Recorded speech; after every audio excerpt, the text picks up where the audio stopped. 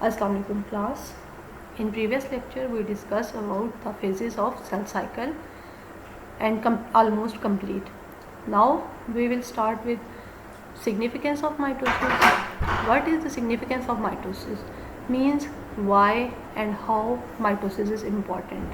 Importance of mitosis is the maintenance of chromosomal set, means chromosomal number in the daughter cell as well present in the parent cell.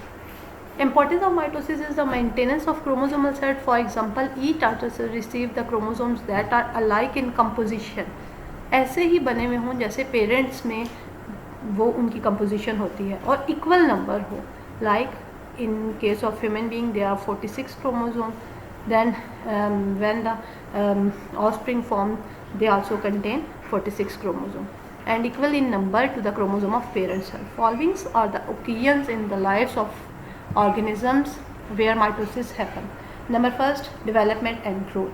Development mean how a single cell develop from zygote to say individual, and growth, and when an individual produce it grow gradually. The number of cell within the organism increase by mitosis. यानी कि जब organism बन जाता है तो उसमें जो sales होते हैं वो माइटोसिस के प्रोसेस से इंक्रीज होंगे और this is the basis of development of multicellular body from the single cell. For example zygote, ये अगर आप डायग्राम में देखें तो डायग्राम में ये जो आपके पास जाइगोट है इसकी फर्दर डिवीजन हुई 2 में, देन फर्दर डिवीजन होते होते ये एक मल्टीसेलुलर बॉडी में कन्वर्ट हो गया. और जब ये मल्टीसेलुलर बॉडी प्रोड्यूस हो जाती है फिर देन भी इसमें माइटोसिस का प्रोसेस कंटिन्यू होगा और इसका साइज़ इंक्रीज़ होगा, इसकी बॉडी के जो इंटरनल ऑर्गन्स हैं उनका साइज़ इंक्रीज़ होगा और बॉडी की लेंथ इंक्रीज़ होगी. Next, cell replacement in some part of the body, for example skin and digestive tract. अगर हम बात करें ह्यूमन बॉडी की तो उसमें यहाँ पे कुछ एग्जांपल्स दे रहे हैं. कुछ सेल जो से होते हैं कंटिन्यूसली या कॉन्स्टेंटली स्लग ऑफ हो रहे होते हैं. Slug of mean replace, remove हो रहे होते हैं और वहाँ से क्या होता है कि वो डेड होते हैं, वो रिमूव होते हैं और उनकी जगह न्यू सेल्स आते हैं. New cells are form by the process of mitosis. New cells कैसे आते हैं? माइटोसिस के प्रोसेस से आते हैं. And so are exactly the copies of cell being replace.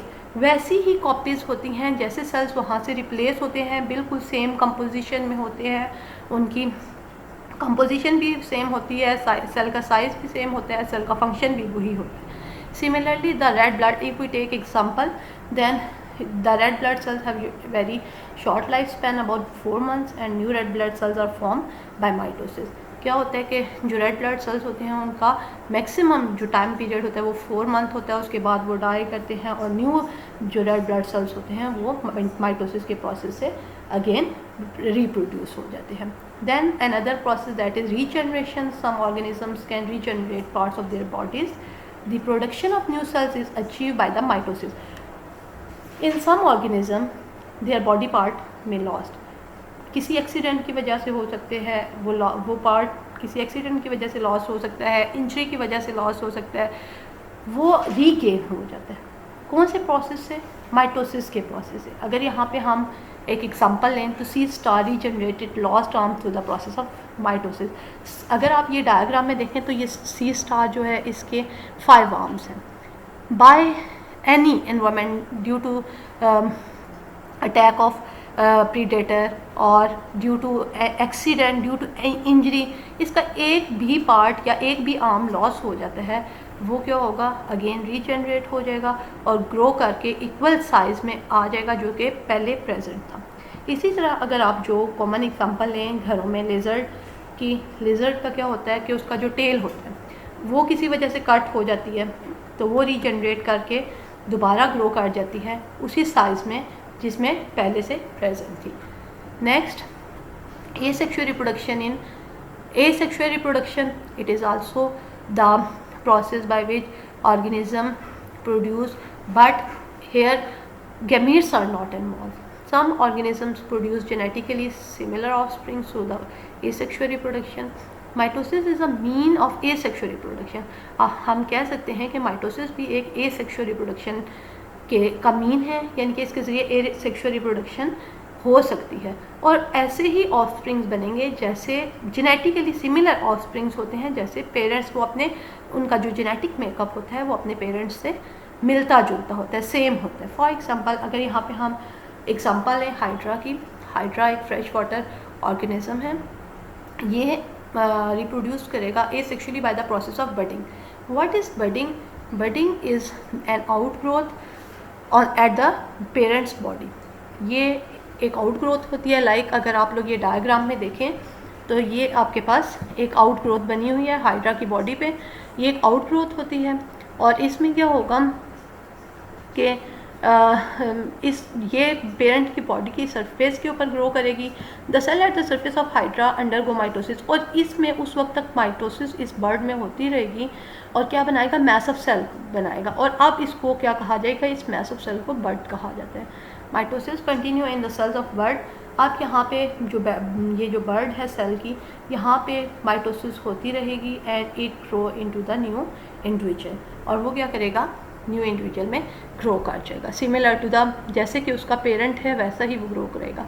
इसमें दो पॉसिबिलिटीज़ होती हैं बर्डिंग में कि आइदर बर्ड अटैच रहेगा पेरेंट बॉडी से, और आइदर वो रिमूव होगा और वो न्यू इंडिविजुअल में सेपरेट इंडिपेंडेंटली ग्रो करेगा।